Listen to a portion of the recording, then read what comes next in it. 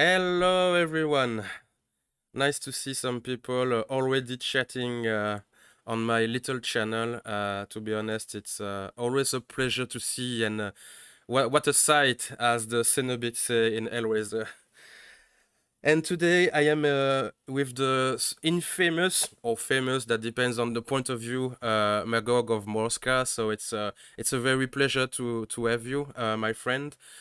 Before starting, just a bit of shilling for myself. If you didn't know, I have a Kickstarter starting in December.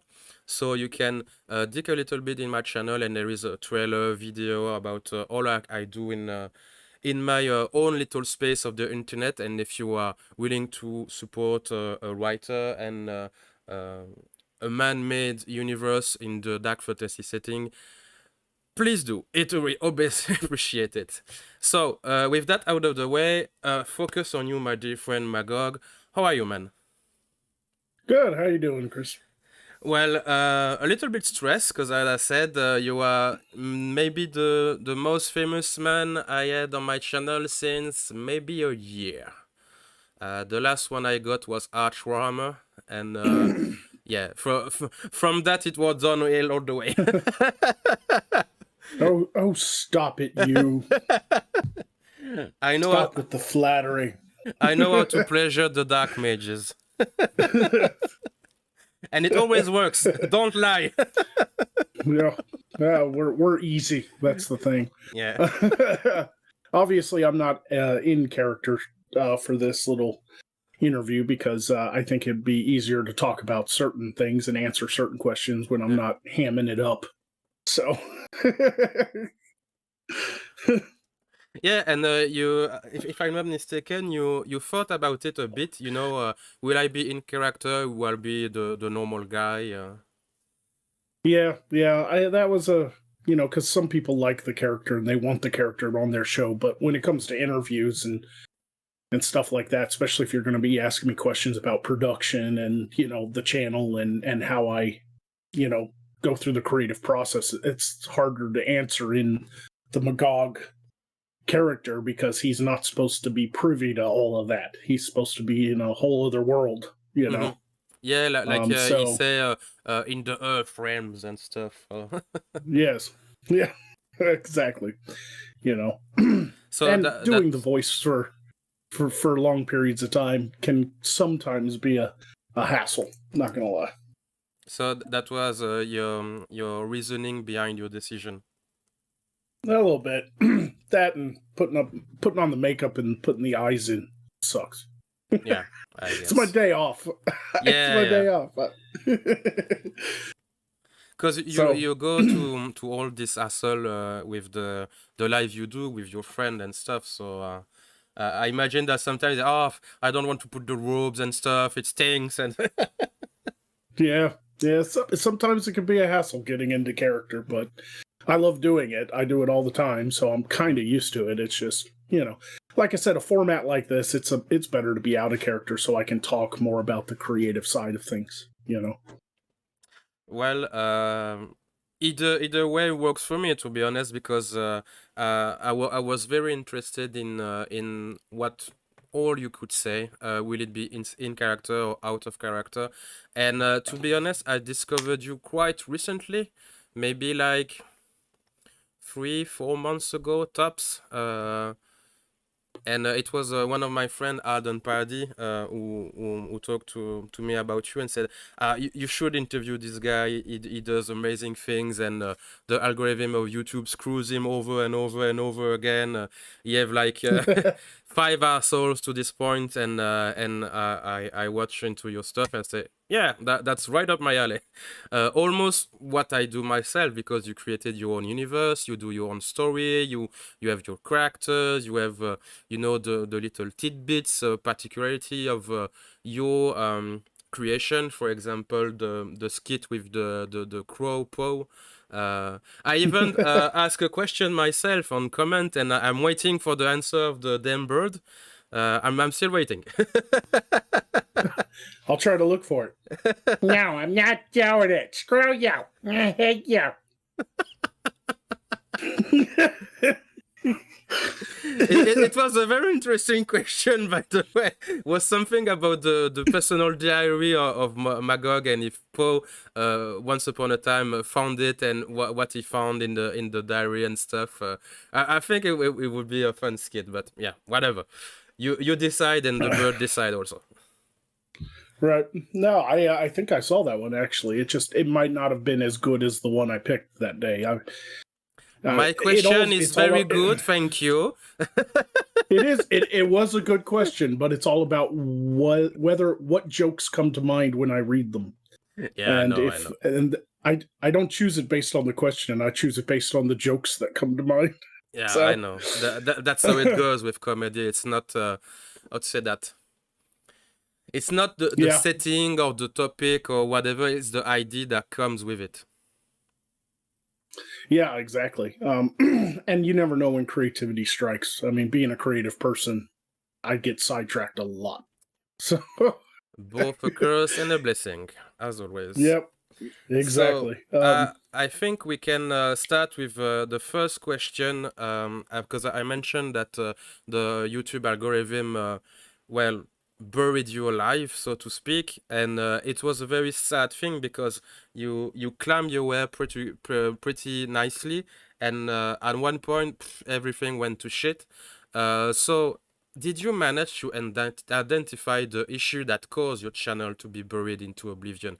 Because nowadays I see the famous YouTube channel Viva la Dirt League. I'm sure you know of them, and the concept ID function. So why not for you? Is it just for the money of production and the decor? Have you any precise idea? Well, yes, I know exactly what it was, and this question tells me how recently you discovered me, because I only just recently switched to just doing comedy. But for the Yeah, I past know. five years, I've been doing politics and social commentary as Magog. Yeah. And the idea behind the channel was to look into the Earth realm and then comment on the craziness that he's seen from the perspective of somebody who doesn't live in our world. Mm. The idea was the outsider looking in, you know. Like if aliens came to our planet and saw us driving around in cars, they'd be like, what the hell are those things? You know, Mm. like what, you know, so it's kind of like that. And I kind of got stuck in the political sphere for a really long time because that's what was getting me views. And I thought I was on the right track with that. And I had a lot to say. I had Yeah. a lot of jokes and stuff to make about certain situations, especially when it comes to the socio-political. And I thought that was the right way to go. But over time, if you don't hold the right opinions, YouTube does not like you. Yep. And but before I knew it, I found myself seriously dropping in subscribers, a lot of negative comments, people flagging my channel. I've been doxxed, mostly because I don't agree with the Silicon Valley, California, As a normal point sane of view. person. Right. Right. And then I got lumped into the like radical right side of things too, because I was just like an angry white guy who hates everybody and is obviously like a racist Nazi or whatever have you. And that's what happened. There was a huge kind of split in communities online, and that's where like a lot of the divisiveness comes in. There's a lot of division right now politically and stuff. And so when you choose to do politics, you instantly alienate a potential like Yeah. half the people in the world, right? Yes. Like, so I just stopped growing after a while, and I stopped getting support, and then COVID happened and everything went to hell. So the quarantines, the lockdowns, the quarantines and lockdowns, people lost their jobs. They couldn't donate anymore. They couldn't buy merch. I started losing a lot of views, subscribers, and support, and that's completely understandable because the world was on fire. So, I've just been trying to survive ever since. But recently, I made the decision to move to just comedy. I wanted to get away from politics. I wanted to get away from all the stuff that angers people, because I want to do stuff that's a little bit more timeless and people can go back and watch 10 years from now and have a laugh. And you don't really get that with politics. It's more about trending topics in Yeah. politics, and you cover something and people watch it and then they move on and they never go back to it. This Because particular content live like a few hours. yeah, right.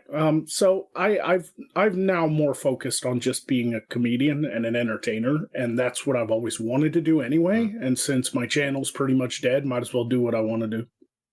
Yeah, of course. So But it's still a bit strange because you spoke about splitting your audience, and Jeremy of the Quarterings speaks a lot about this particular schism in audience, and it's always risky, but at the same time you can also gather strong follower that help you promote you and stuff. So it's a win for a lose, and you have to choose carefully which one is more prominent in your type on content and what you do on the internet. And I still find it a bit strange that even though you rose with your political stuff, you also went down with it. It's strange to me, because even though you split a potential audience, you still gain some in the end. You know what I mean? So it's still a yeah, bit weird. there's still plenty of people out there that would that love that content and would have supported me had they heard about me, but I was not in the algorithm. I wasn't getting promoted. My videos, I still to this day get fans tell me I never get alerts from you, even though I've rung the bell and I'm subscribed and I've rung that bell, and I still never get alerts when your videos or live streams come out. And it's because I think sometime way back YouTube put me Yeah. in that little black hole and they never let me out. And that's probably part of it. But another part of it too is you can't grow organically unless people watch your videos. Yes. And not everybody wants to get their news or politics or social commentary from a wizard. I do. It's kind yeah. It is kind of a contradiction. Like, people like Jeremy, you brought up the Quartering. People like him are popular because he can pump out 3-4 videos a day, do live streams all the time, talk about all kinds of different things. Because he doesn't have any production costs. It doesn't take any time. It takes time to do the performance, but he can just be himself.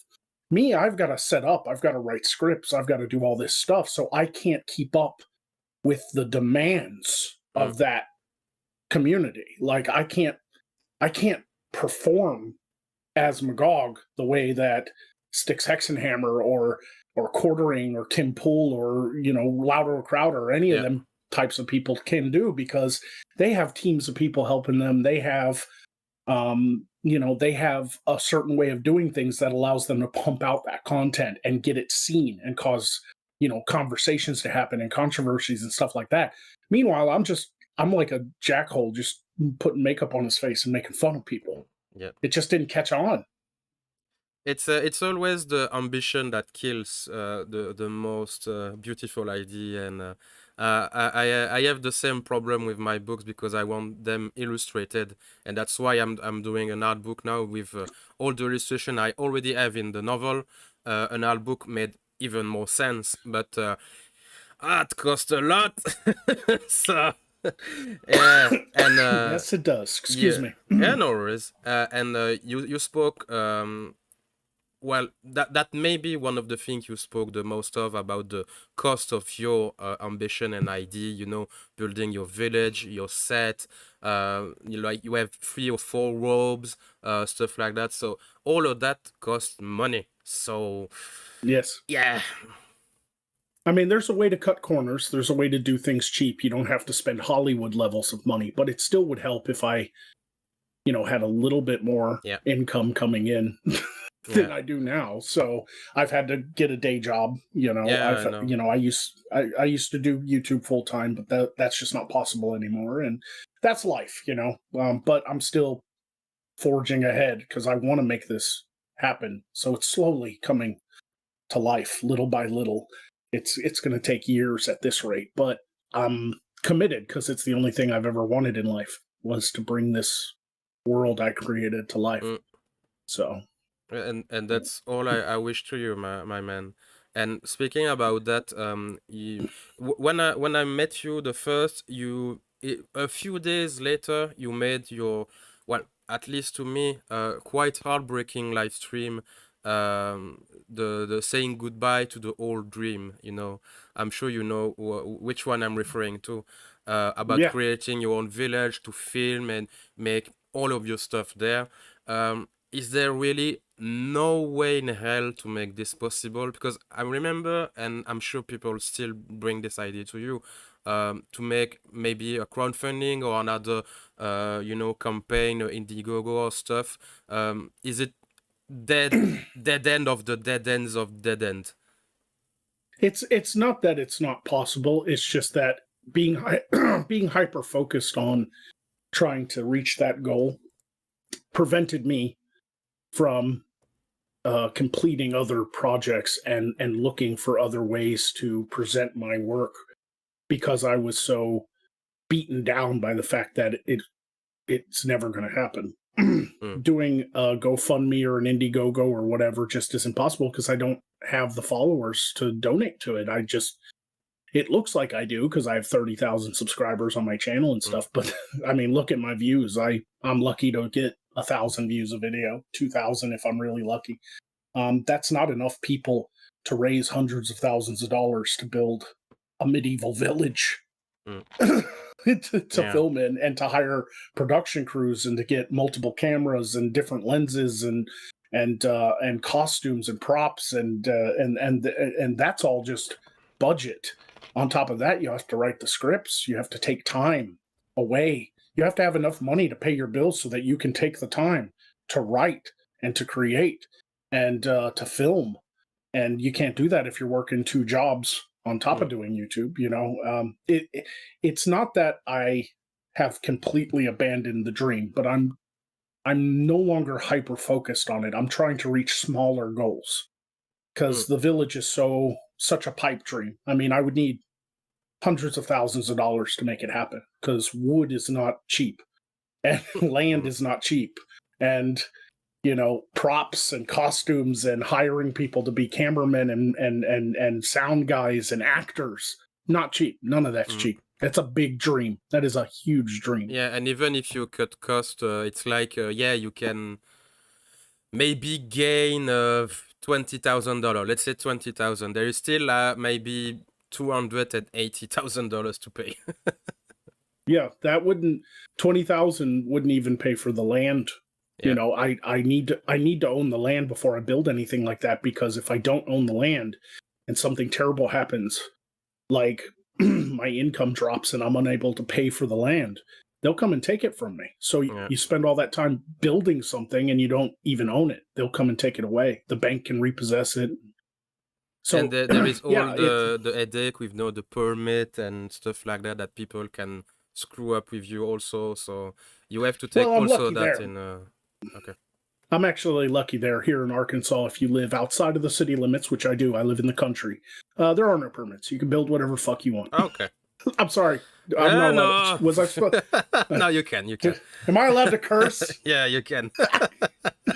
Yeah. No. Here in Arkansas, we have very few rules. I can go out in my front yard right now and build an outhouse. They don't care. Nobody cares. Well, I Luckily, forgot the wonders of America sometimes. In me, a small Belgian guy. America. I've actually been to Belgium. I was when I was in the military was stationed in England, so I traveled Okay. all over Europe while I was there, and I went to Brussels. Not the best place in Belgium, but still No, something. no, but I went to a few places outside, but I can't pronounce the names of Yeah, the no little worries. towns I went to. I hope you tasted the true Belgian fries and a bit of beer and I did. chocolate. Oh yeah, I did Belgian beer and fries, but my favorite thing was the blue steak. I Oh had yeah. one of the best steaks. One of the best steaks I've ever had was in Belgium. Oh, that was a delicious steak.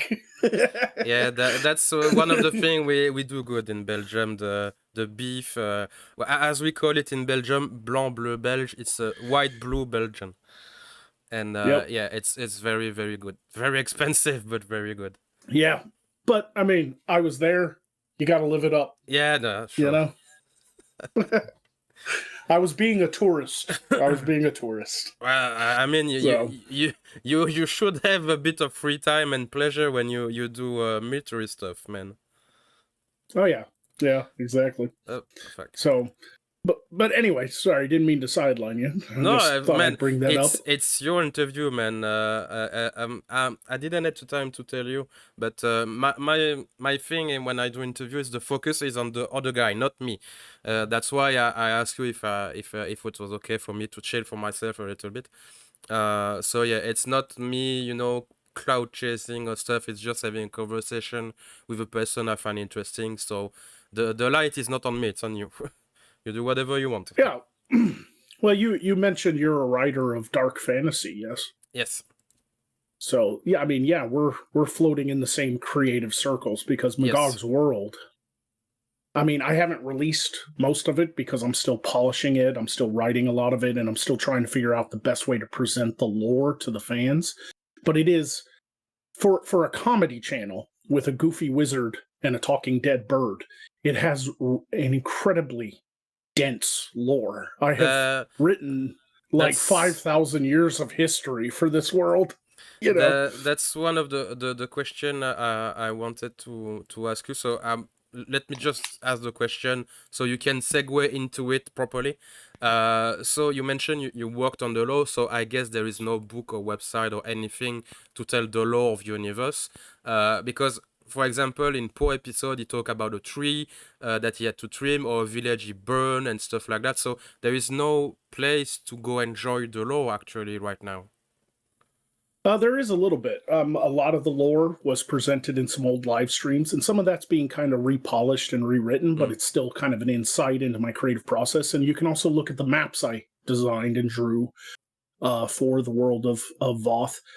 On the website, I have a website, magogofmorskar.com, that has the lore, and yeah, and it's kind of an old website. I plan on kind of revamping it and changing it to Wicked Guild because I've rebranded. Yeah. But the old magogofmorskar.com, you can still find some things. But like I said, I'm in the middle of restructuring and rebranding. So that's why I kind of want to attempt to do the lore in a better way and get a wiki going, maybe use World Anvil or something like that to help me kind of compile all this stuff I've written, because right now it's all just Word documents and notes in notebooks. It's all outline format, and it's so dense.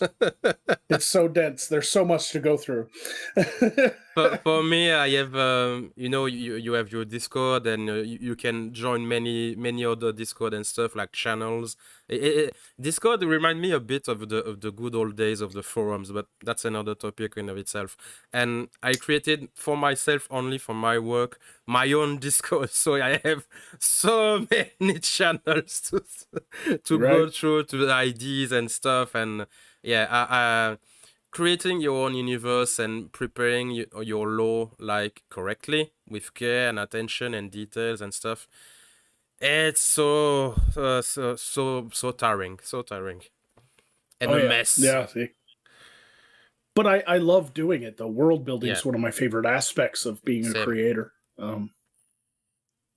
So, but I also like the idea of taking it a step further and actually creating it in real life. I mean, my fans have been so great. They've sent me props and they've supported me all these years. All these years I've collected so much stuff because of my fans and how much they love to see the world come to life. And I have bits of costume, I have weapons, I have one of my fans, Octane Junkie, got me this freaking wicked custom made sword and shit. Like, my fans are awesome. The few fans I have are utterly the best people ever. Like, they are so amazing to support a guy like me with this little dream of mine, And this is just the small set. I still have a whole other building that's the Magog shop that has a bunch of stuff in it too, So slowly bringing it to life instead of just writing about it is like a dream come true, because it's like a little piece of my world is actually real. I can touch it. It's tangible, I definitely know what you mean, and that's why today's I try to most most as I can to side with the little guy, so to speak, and yes, support them, because that's the people like you and I. I know I'm a bit pretentious to include myself in the conversation, but people like us, we value the gift we receive from fans. Not like Yes, Disney or stuff like that. For them, $1,000 is just a drop in the bucket. Even a that's portion of a couch change. Yeah, portion. Yeah, yeah. it's like you They offer they coffee to them.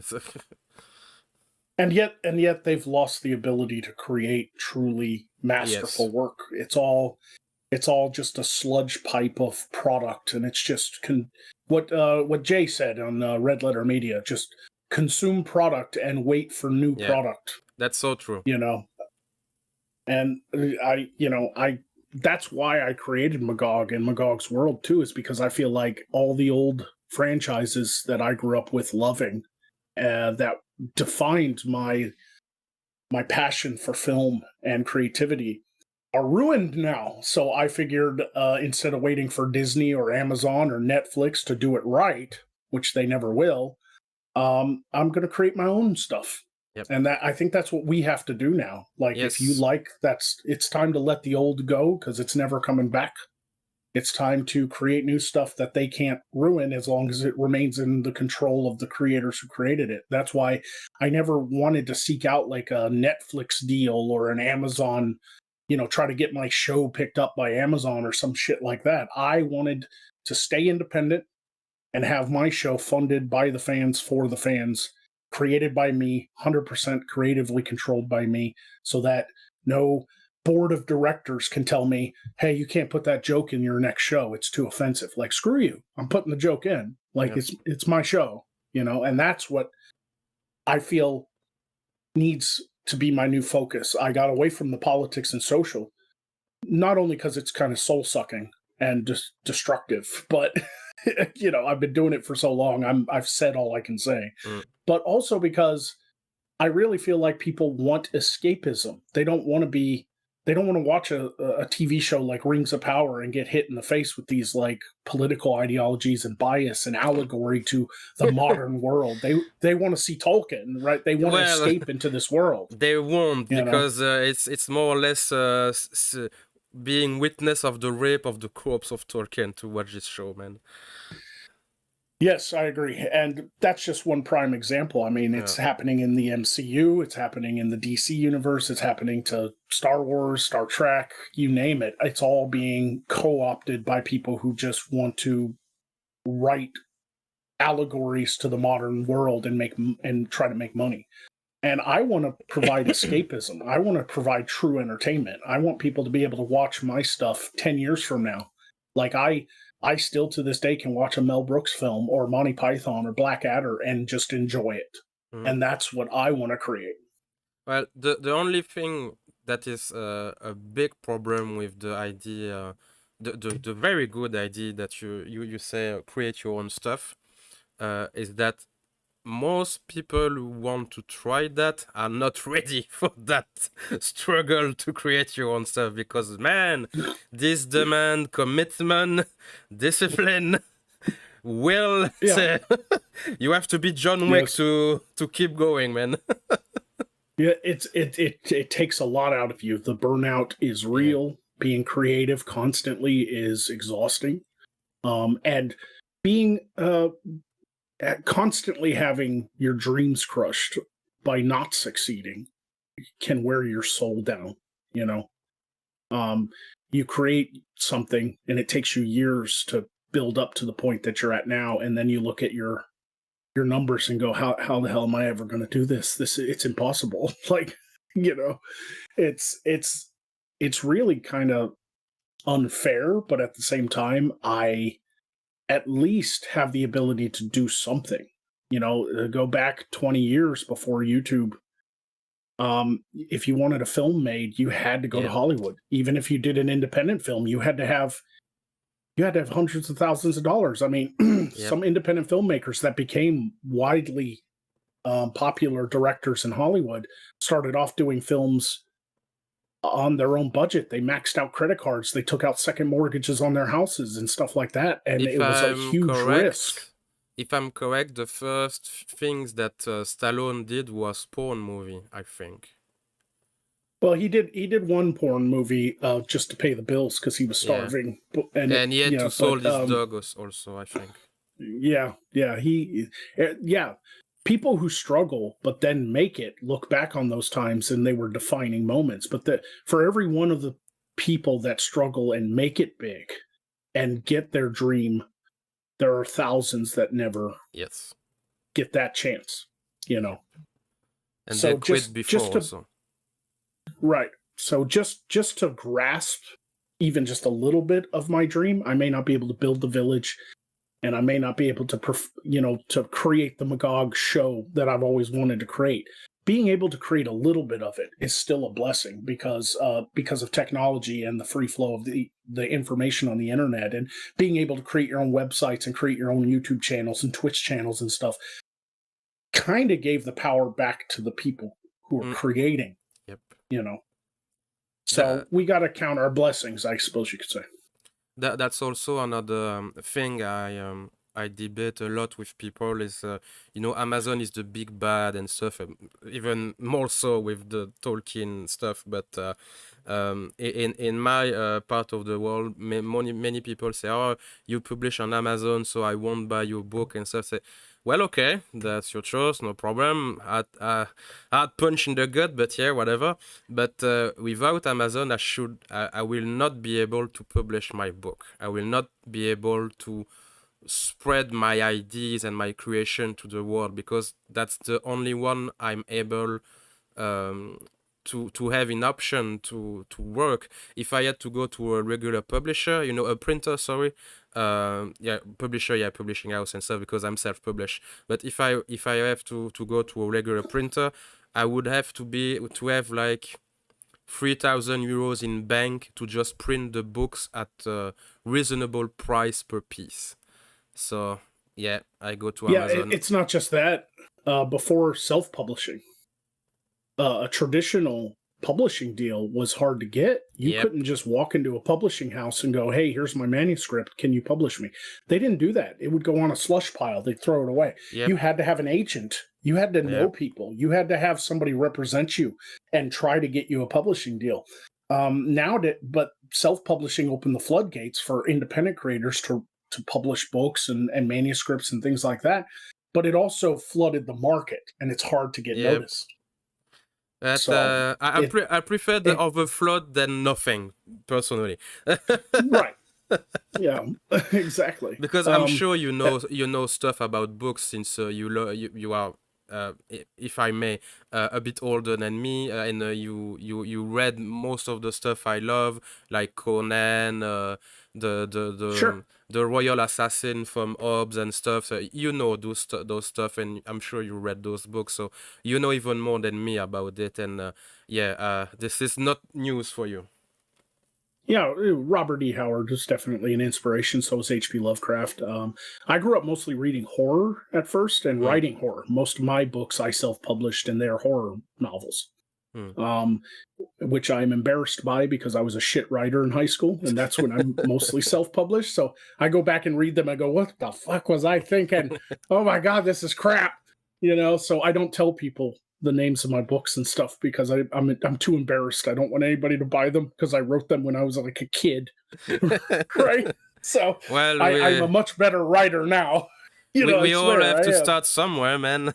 I had my goth period, Baudelaire and stuff. That's why I love the Poe character, because I can relate a bit with the poet, the cursed poet stuff.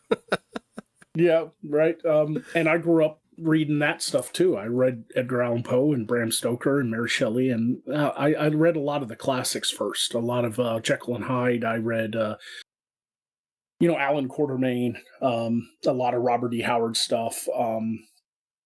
And then I started branching into high fantasy, but I mostly got my high fantasy kick from video games, to be honest with you, and movies. I grew up watching movies like Willow, Krull, Dragon Slayer. the classics, the 80s movies, Labyrinth, I dread so much about Legend. the next Willow movie. Oh man, this gonna stink. Well, it's a TV show, yeah, and Yeah, it's even gonna worse. it's probably gonna suck. Even though it'd be nice to see Warwick Davis back, they got Joanne Whalley to Yeah, come but back as Sorsha. that's the problem, because in the trailer you can see that they are preparing the Luke Skywalker treatment. They are going to seek Willow out with a bunch of idiots that bubbling. Hey, we have to find Willow, and he will appear. We try to, say, oh, that's not my job anymore. You have to be the new savior of the world, and blah blah blah. This movie Right. sucks. I hate that. It's going to be a passing of the torch kind of soft reboot for the universe, most likely. It hopefully won't be as bad as Rings of Power. I know that's subjective because there's a lot of people on Twitter right now defending Rings of Power, but they're morons. Yes, they are. Tolkien was a quintessential moment in my life when I read them as a teenager. I first read Tolkien when I was probably 16, and I was both blown away by the majesty of his prose and the whimsical nature of the story, as well as the seriousness of the subject matter and the depth of the lore. But I was also fascinated by how a man could write a book like that and even get published the way it was structured. Because let's face it, as much as I love Tolkien wrote a book in a way that nobody has ever wrote a book before. Yeah. Like, I have never read a book where the first half of the damn book is from the point of view of like Legolas, Aragorn, and Gimli, and then the second half of the book it goes back in time and tells Frodo and Sam's story. And it's like he didn't jump back and forth. He wrote.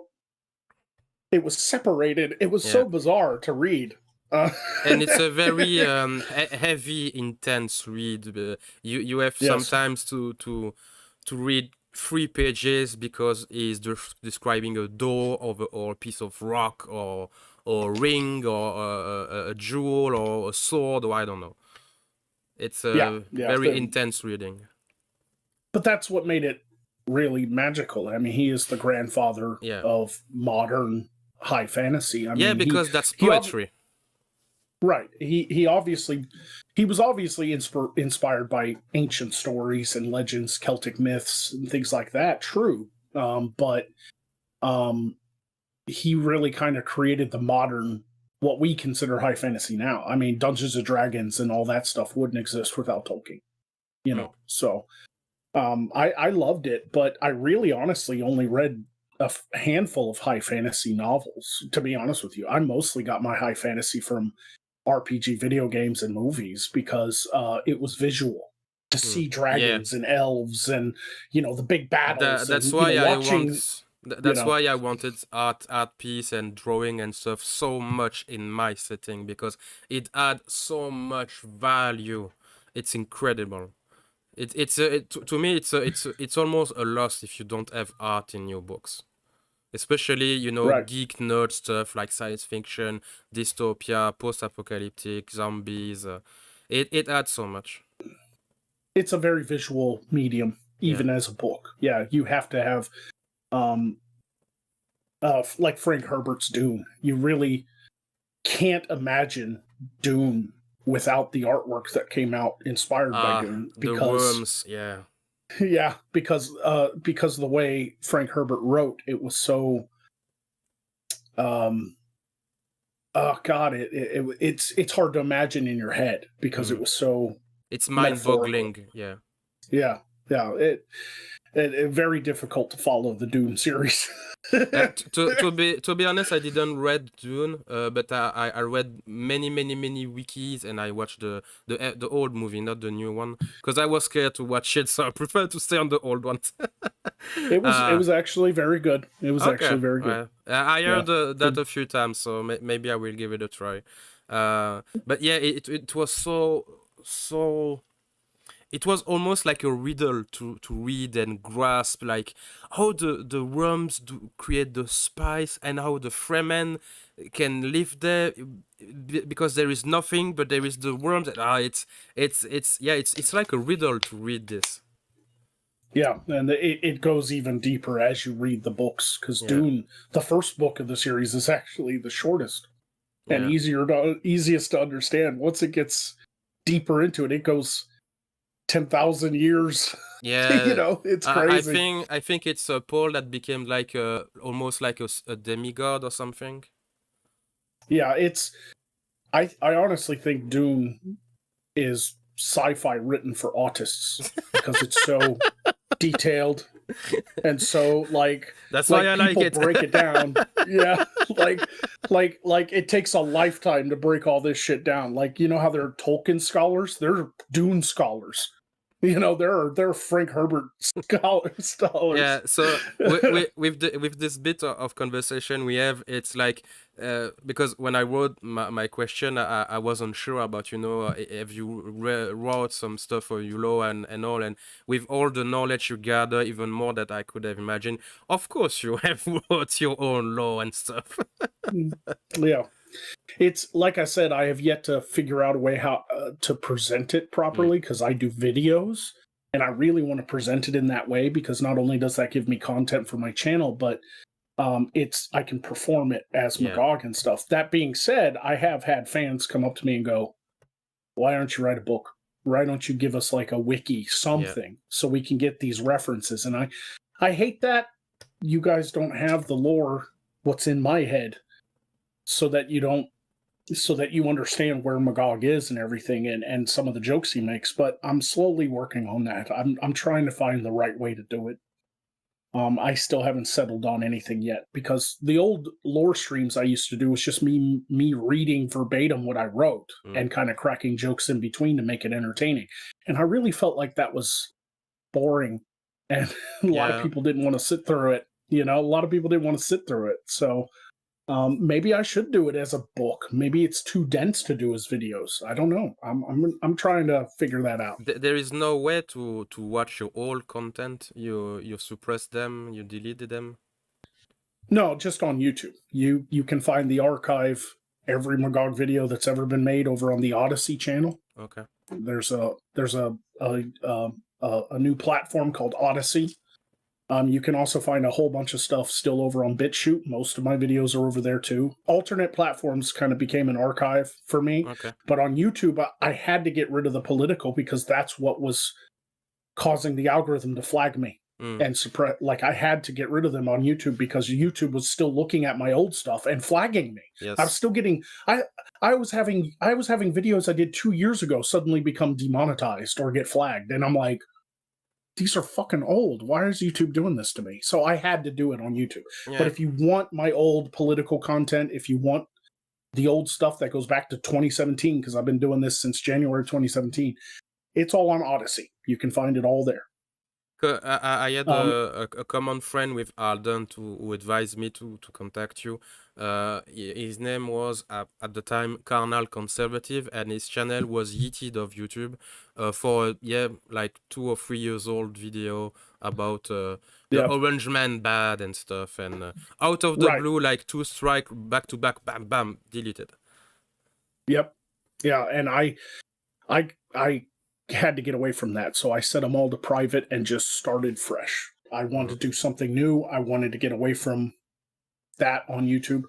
To be honest with you, I don't want to be beholden to any of these platforms. My true dream would be to get enough of a fan base that I know would support me and create my own website and offer just like $1 a month subscription. You come over and see all the videos you want. All my new content's on my own website. I control it. I do the videos I want to do, and nobody can tell me otherwise.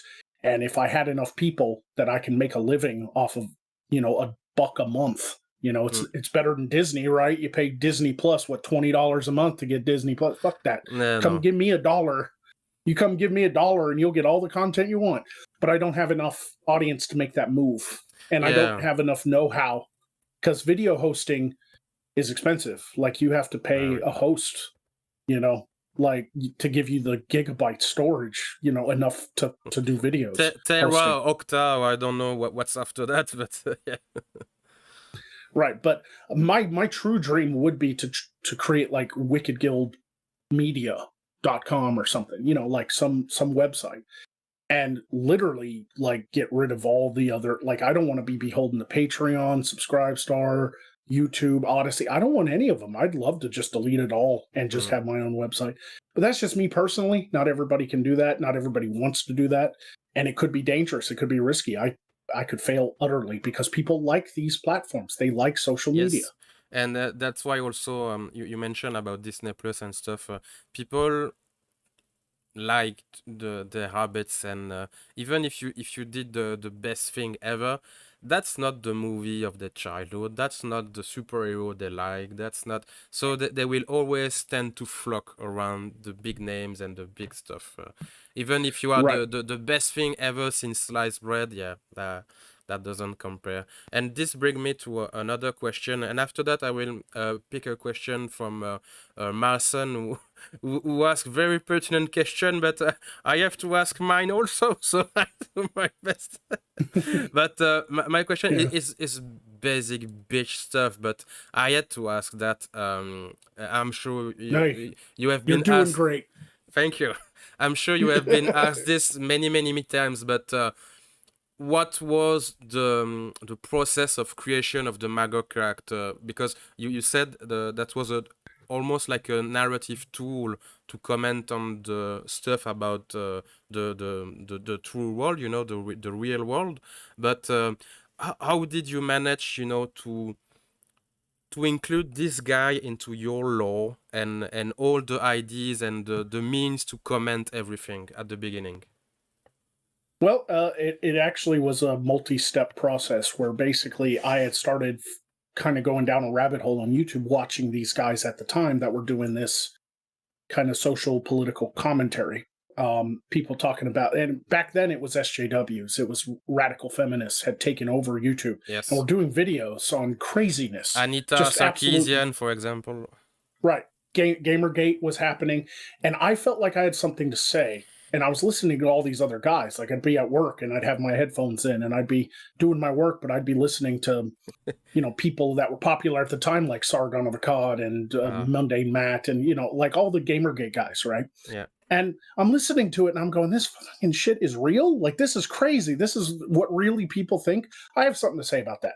But then I started to notice a trend on YouTube that all these people talking about this stuff and commentating and doing videos on like Gamergate and, all the people, Zoe Quinn calling gamers sexist for not liking her crappy game, you know, they all were using like avatars. They just had like a picture up on the Yep. screen. It was Yep. audio only. So I was thinking, if I start a YouTube channel, since I'm in college and I just have a little part-time job, I've got some time. Maybe I could do this, because I've always loved film. I've been a filmmaker, independent filmmaker when I was a teenager. I love cameras and I love sound and I love creating. And so I thought, if I do this and talk about this stuff, how can I set myself apart from everybody else who's just using these little avatars, these little pictures, right? And I was like, screw it, I'm going to show my face. And then I went, screw it, I'm going to play like a character, right? So it's like an avatar, like a good friend of mine, Omegon. He's like an English bloke, but he also has this avatar of a squid monster. It's like a Cthulhu, right? And it's like, well, I can do that in real life. Why have a cartoon when I can be my avatar, right? So then I sold my couches and used, because I was in a 1-bedroom apartment, so I really only had my living room, right? So I sold my couches and I started building a little set. And at first I was like, what should I be? I love sci-fi, I love fantasy, I love, all these things. Like maybe I can create a character in one of those genres. And so I started I went, and it was around the Halloween time in 2016 when I started thinking about starting a channel. I didn't go live with my first video until January, but about October is when I was really starting to build the idea of starting a YouTube channel. And, I put on a pirate hat and go, arg, I don't like these, feminists. I was playing around. But then something kind of hit. I love high fantasy and I loved Skyrim and Oblivion and, games like that. And Gothic. right. The one we always so forgot. Right, yeah. And so I was sitting there and I was like, wait, don't I have like a high fantasy world I was writing as a book? And Oh. there was a book with a lot of deep lore called The Shadows of Vithaka, and it had this world in it called Voth, and there was all these different kingdoms. There was like Sarthos and Morskar and Volgoth, and it was a really dark fantasy novel I was going to write called Shadows of Vithaka, and I had a lot of this deep lore already written over the years to write this book that I never wrote. I was writing the lore and building the world more than I was actually writing the story. So So you write, the story, so you before that, since you were a kid, you were always writing. yeah, I've been a Man. writer for a very long time. So I was creating this world that I intended to turn into a novel about a great hero rising up and fighting against a great and powerful evil in the world and becoming the champion of the goddess Vithaka, which is why it was called Shadows of Vithaka. And I just created this wizard character and started doing voices. And then I was like, what's a good name that's easy to spell? And I was kind of thinking about legends and myths that I like, because I get a lot of inspiration from actual legends and myths. And there was an English legend about two giants, Cog and Magog, right? That used to terrorize the English countryside during the Saxon days, And Cog Magog was like this Celtic myth. And I just was like, I like Magog, Mm. I like that Remind me a bit of Magog. remind me a bit of Charybdis and Scylla. Right. And yeah, like Charybdis, yeah. And it's like, okay, I like Magog. It's simple, it's easy to spell. But it was already taken. Apparently there's a Magog mentioned in the Bible. So when I got on YouTube and typed Magog, it was like tons of videos. So how do I separate myself from all these weird Christian videos that I was seeing? and so I was like, how about I add the kingdom? Well, I like that double M, the Hollywood double M's. You got, M and M's, So I was like, what's an M kingdom? And I remember Shadows of Vithaka. And it was like, there was a kingdom called Morskar. Boom, Magog of Morskar. I had the black robe. It was a Halloween robe, right? A Jedi robe you can buy online. It was $12. And I painted my face up. And I was like, how do I make it even more unique? So I bought these whiteout contact lenses and put them in because I didn't want people seeing my eyes. Because I thought the black makeup with my eyes, it doesn't do anything. But with those wide eyes, it kind of looks like Deadpool's mask, You can get a lot of like, and I have like a very Jim Carrey face, I can do all these, I can do these really exaggerated features that make my eyes really predominant if they were solid white. So once I created the character, I sat down and did like a little test screen. I built a little set in my living room, a little movie set, and had a little green screen, and I did all the work. And then I sat down on the camera the first time, and I, welcome everyone. I live in the kingdom of Morskar, and I've been gazing into your world, and I hate all of you. I just want you to know that I want to destroy you and conquer you because you're all nitwits. I despise your very existence, and I loved it. I was like, this is it. This is it. And that's how Magog was created. So you just added, lore bits and, little spice to the character and the story as you went along. And I just started collecting props. I go to flea markets and I was like, this looks medieval. I get a lot of candles and some skulls and things. And I my first set was in this 1-bedroom apartment in my living room. I got rid of my couches. I had nowhere to sit to watch TV. I literally had to watch TV sitting behind the Magog set with all this medieval shit around me. Like I'd be eating dinner watching a movie, like with skulls and mushrooms and stuff. Like I'd have guests. I'd invite friends over. Guests would come over and they'd have nowhere to sit.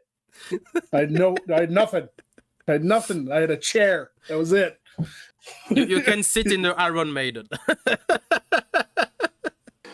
Yeah, exactly. It's like, so that's where it started. And now here I am. I've got 2 different sets. I've got this little one and I've got the Magog building, and it's grown, but it didn't become what I always dreamed it to be, which was building the village and all that stuff. I mean, I'm on the land. I got the land. I moved out here. I got out of that little apartment.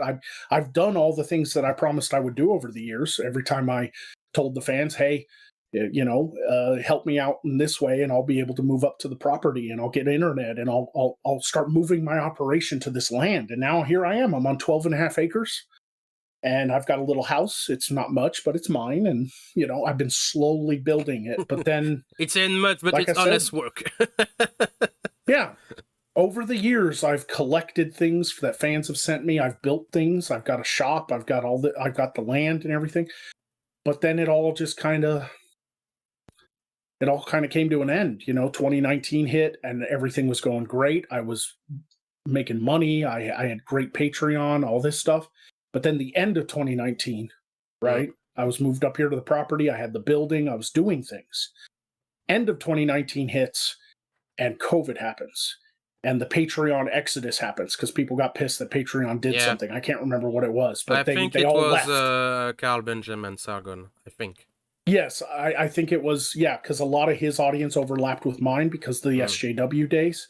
So when they yeeted him off of Patreon because of a video he did, everybody got pissed and left. And by the time I started my Subscribe Star to get them back, they didn't come back. And I lost half my income overnight. I lost half my income.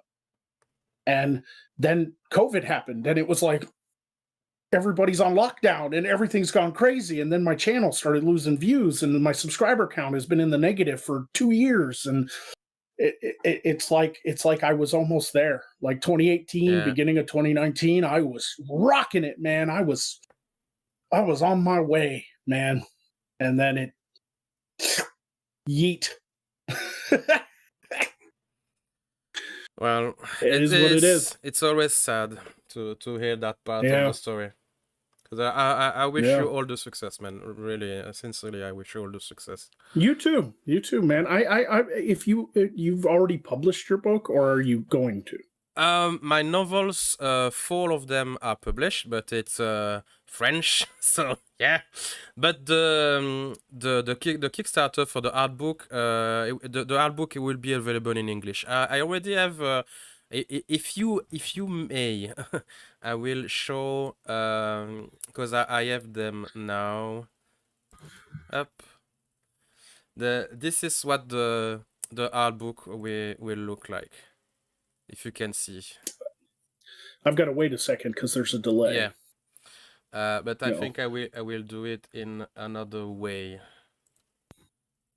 Just a second, chat. Well, just to let you know, I'm an artist too. I do a lot of stuff. Well, so unfortunately for the art part, I'm okay.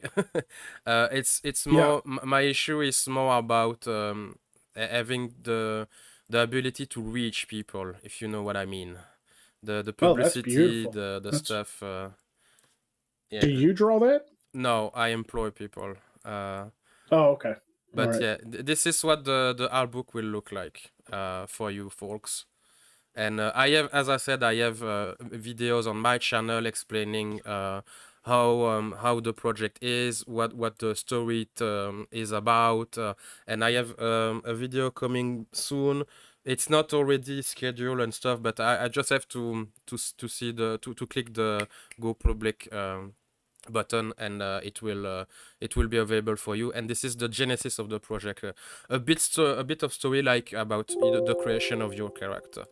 But yeah, my problem on the internet is and for my books is just having the ability to reach people and talk to them and promote my stuff, because as I said, I have autism, so it's really complicated to get in touch with people and convince them. So yeah.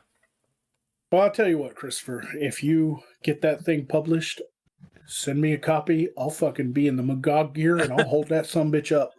Be like, check this shit out. This is awesome.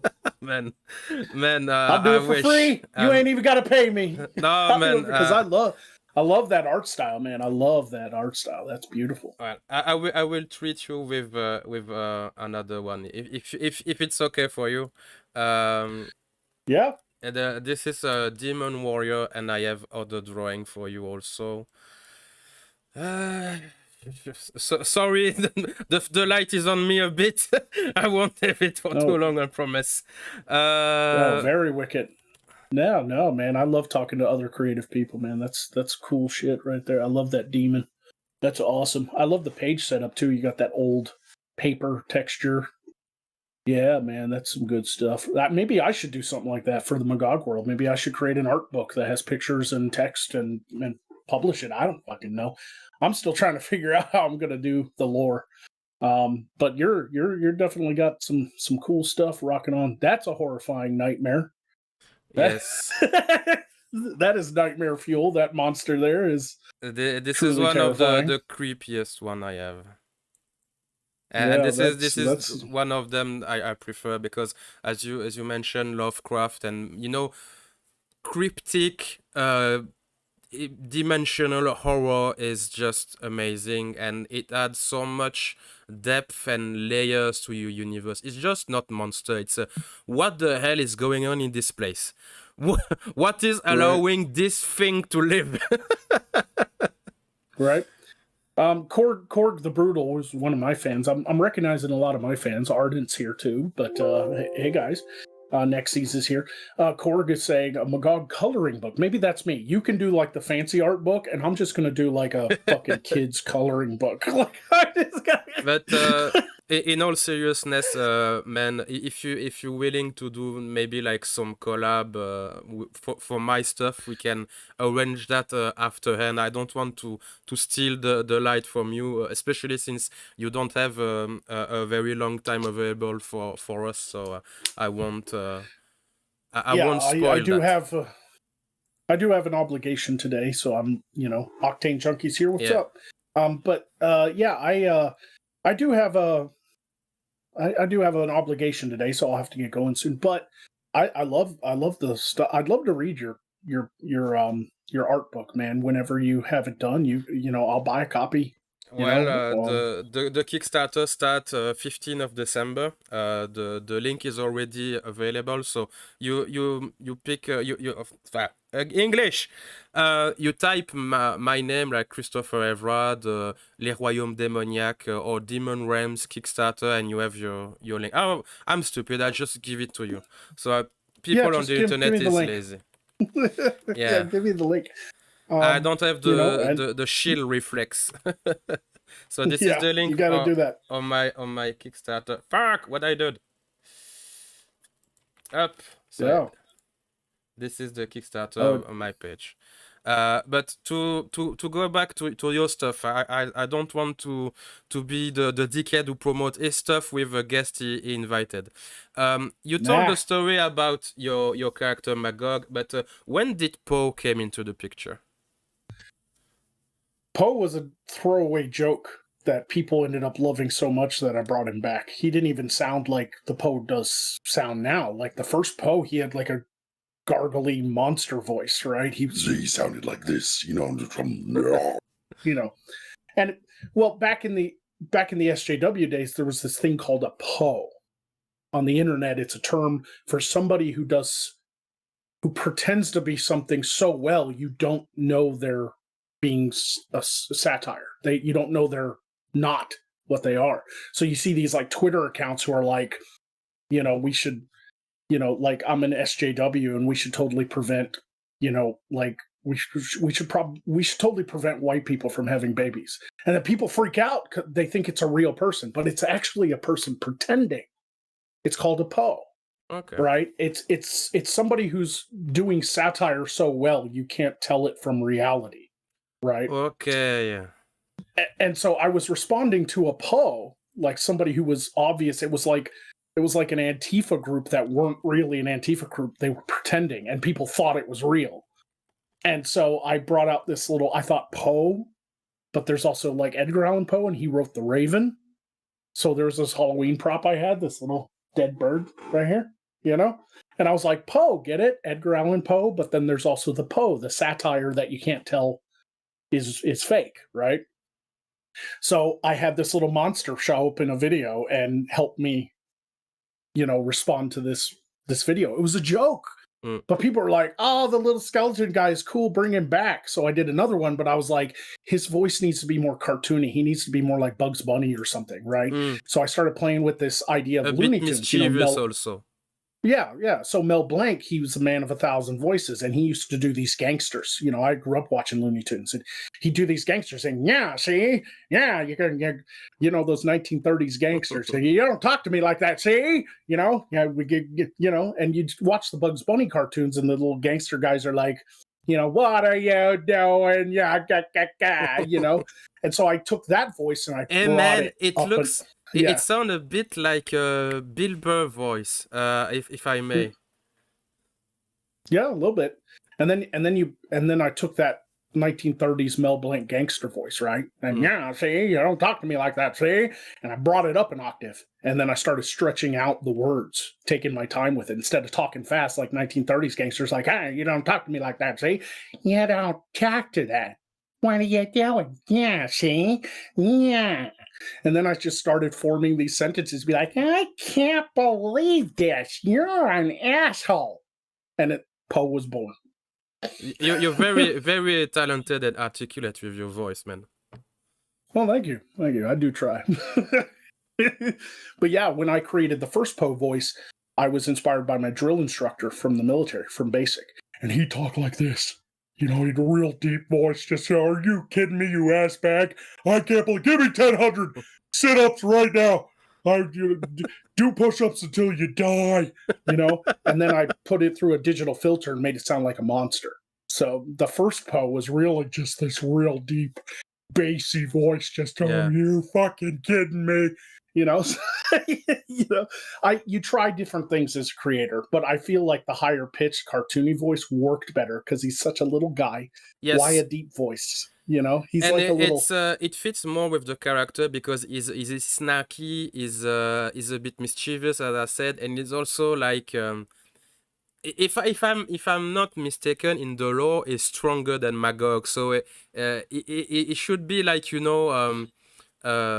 being frustrated to be so powerful and yet so tiny. So it should be Right. like a bit of an ass-hat who mocks people and stuff before putting them to flames.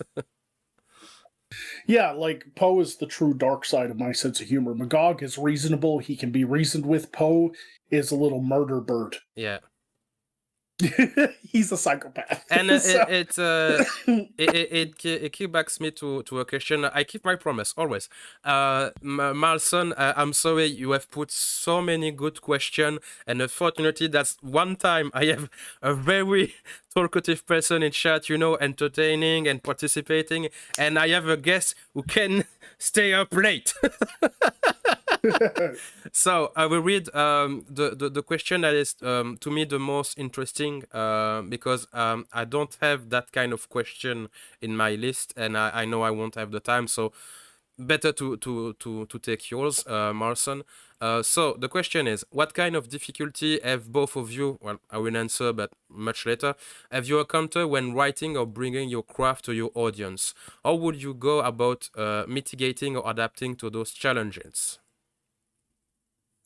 Oh, that's a dense question. Yep. Um, Like my questions. Right, exactly. What was the first part again? What is the kind of difficulty do you have encountered when writing and bringing your craft into life to your audience specifically? Well, I mean, outside of the normal, like, creative, burnout and just staring at a blinking cursor on the screen going, what the hell am I supposed to write today? That kind of stuff. And production problems as well. I find it the most difficult is I second guess myself all the time. I'm my own worst critic. And I think most artists are. Yes. Because it's almost an obligation. Right. And it's because I will read a script like that I've written 4 times over and constantly question if it's funny. Like, should I even put this mess out? This is garbage. You know, I just did a video the other day where I'm talking nonsense. I'm sitting there going wunderbog bada booba, and I'm like, is this even fucking funny? Like, I don't even know what I'm am I a sociopath? Is Well, that what is that's the happening? thing. To go back to what you said about what we said about Disney and big license, and that when we receive gift and attention, we treasure it like it's the most precious thing in the whole multiverse of the multiverse. And Disney and all of the stuff, they don't care. You give money to a girl Twitch streamer, she don't even say thank you. She don't even read it. It's normal for them. For us, it means the Right, world. It means more than life. So right. when we do stuff, we are like, are we just piece of shit? Should we keep going with that stupid idea of writing stuff? It's always like that. Always. It's the Right. dark truth. And how I mitigate that is just you've got to get to when, especially if you're doing this as a job and you rely on the income and you rely on your fans sticking around. You just get to the point where even if you're second guessing yourself, you just go, fuck it, I got to get Yeah. something done today. I got Yes. Yes. You know, it's like, and you force yourself through that door, even though you're second guessing yourself, even though you're doubting whether or not what you're doing is actually good or well written or creative or funny. You just got to sometimes power through and sit down and just do your fucking job. Fake it till you make it. I Yep. hate that phrase, but it's more true than false, man. Yeah. And yeah, it's the curse of creative person. You have that talent or that drive and desire and all, and you spend more time thinking, am I good, than doing the stuff you're Right. supposed to do. Exactly. I don't know how many times I've just sat in my house in the dark just going, I suck, don't I? I'm not actually funny. I'm not actually creative. I'm a fucking hack. But And you know what? That's the struggle for creative people. that's life. That's life. C'est la vie. C'est la vie. How these things go. The song in Life of Brian. Seeing the bright side of life. I don't know. Always gotta look Yeah, thank on you. the bright side of life. And they're all like crucified and shit. They're up on the crucifixion. That's the life of an artist for you. Yep. Gotta love Monty Python. Well, I think that'll have to do it for today, my friend. Can I have just a few 1 or 2 minutes? Sure. Yeah. Yeah.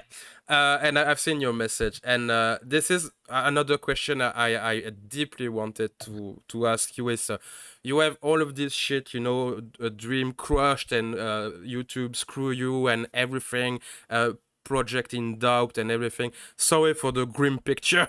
Sorry, man. But in the end, how do you do? Are you okay? Do you feel the passion winding down? Do you feel you don't want to bother with it anymore? How do you keep going, man?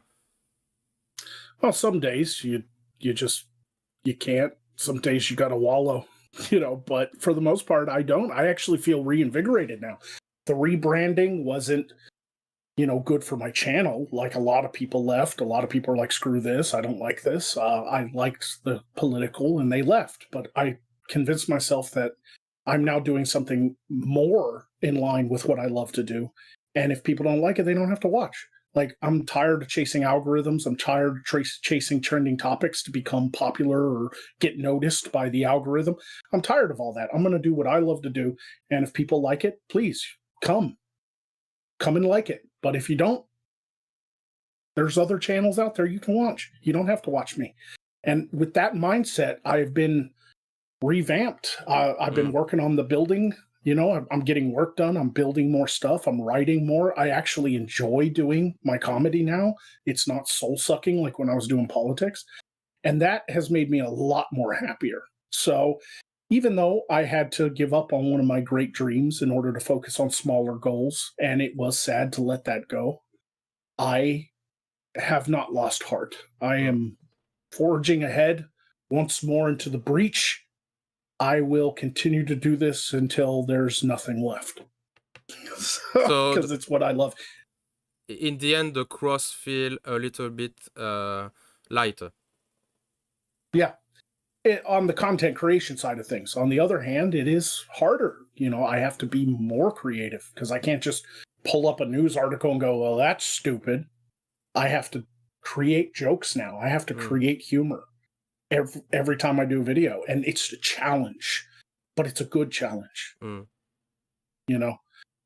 This is the only dream I've ever had that I've wanted to see truly complete. I've given up every bit of my sanity to see this come to realization, and I'm not giving up now.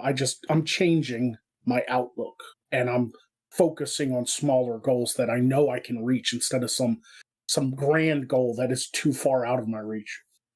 Well, you speak the words I have spoken in the video I was talking about the genesis of my project, writing and doing art and all. It's my only way to function in this world and society. So I will try to do that till my last breath. It's the same thing as you.